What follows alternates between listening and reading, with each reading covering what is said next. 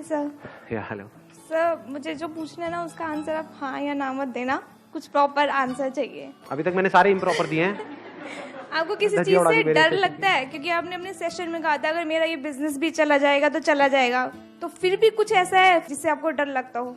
मेरी बीवी से। सच बोला है, मेरी आंखों में देख सकते हो। Morning, sir. Good morning ji. My question is, I'm very straightforward, which people doesn't like. तो ये लोगों की प्रॉब्लम है, आपकी प्रॉब्लम नहीं है।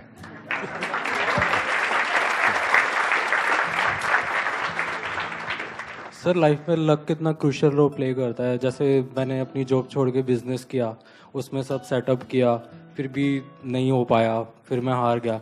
फिर अब मेरे अंदर इतनी हिम्मत ही नहीं है कि मैं फिर से स्टार्ट करूं, और घर वाले भी कोई सपोर्ट नहीं कर रहा है, कह रहे हैं कि नहीं हो पाएगा, तू अनलकी है।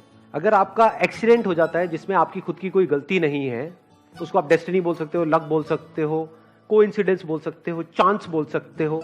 लेकिन अगर आपने कोई बिजनेस किया और वो बिजनेस नहीं चला तो उसमें लक का कोई रोल नहीं है। जो बिजनेस का चलना और नहीं चलना है वो समझ से कनेक्टेड है। तो वहां पर अपनी किस्मत पे काम नहीं करना है, समझ पे काम करना है। Please have a seat.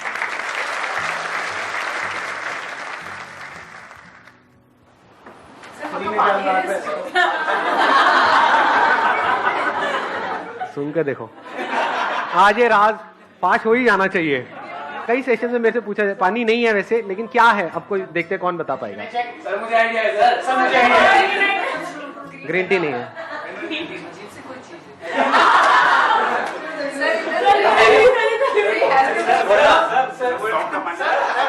तो पी लिया भाई साहब ने? नहीं, पीने के बाद भी नहीं बताया। सिनेमन नहीं है। और कुछ? सब हार गए। Let's give big hand for him भाई साहब के लिए। अब वही थे ना जिनके मैंने भी पैर छुए थे। अरे अरे गुरुजी कहाँ हो? अरे गुरुजी गुरुजी गुरुजी।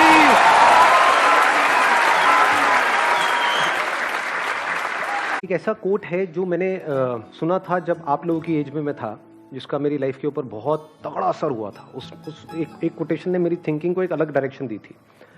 That was, live your life today as most people won't, so that you can live the rest of your life as most people can't.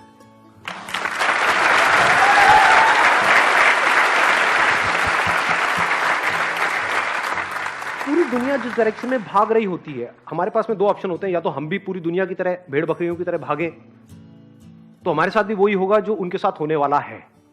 यानी आने वाले 10 साल बाद, 20 साल बाद कहीं पर ऐसे ही पड़े हुए होंगे, जिंदगी को काट रहे होंगे। या फिर उस टाइम पे हम कुछ ऐसा करें जो कोई नहीं कर रहा है। इट कुड बी एनीथिंग, वो आपको देखना है आप क्या करोगे। तो अगर कुछ भी ऐसा किया और अपना पूरा फोकस गोल पे डाल दिया, तो there is a strong possibility कि आने वाले टाइम में आपकी लाइफ ऐसी होगी जो बाकी के जो लोग एक डायरेक्शन में भाग रहे थे, वो अगर चाहेंगे भी तो वैसी लाइफ जी नहीं सकते। वहां तक सोच भी नहीं सकते। जीना तो बहुत दूर की बात है।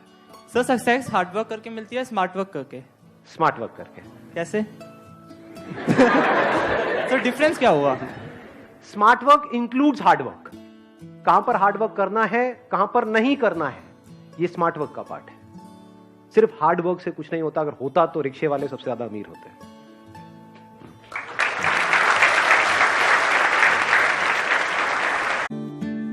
आज यहां से एक नई सीरीज की शुरुआत हो रही है।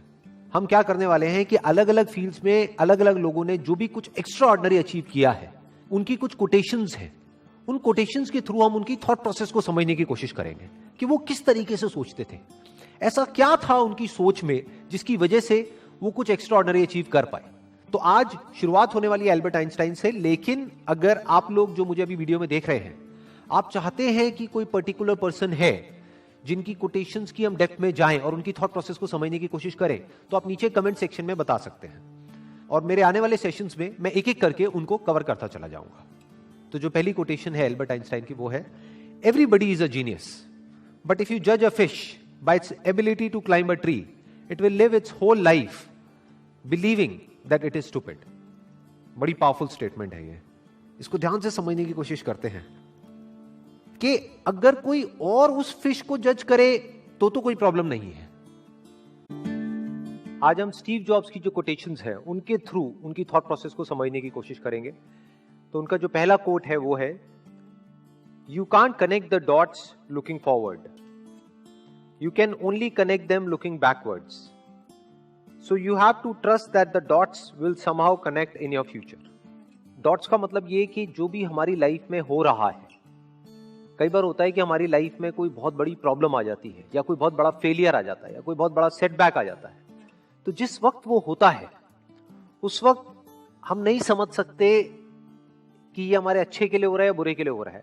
इनफैक्ट उस वक्त तो हमारे माइंड में सिर्फ एक ही थॉट आता है कि क्यों हो रहा है मेरे साथ में। लेकिन फ्यूचर में जाकर के जब हम पीछे देखते हैं और अपनी लाइफ के एक एक डॉट्स को कनेक्ट करते हैं, यानी जो भी कुछ हमारे साथ हुआ है चाहे अच्छा या बुरा, तो उस सब का मतलब समझ आने लग जाता है। So you have to trust that the dots will somehow connect in your future. तो अंदर हमारे एक ट्रस्ट होना चाहिए, फेथ होना चाहिए, विश्वास होना चाहिए कि आज जो भी कुछ मेरे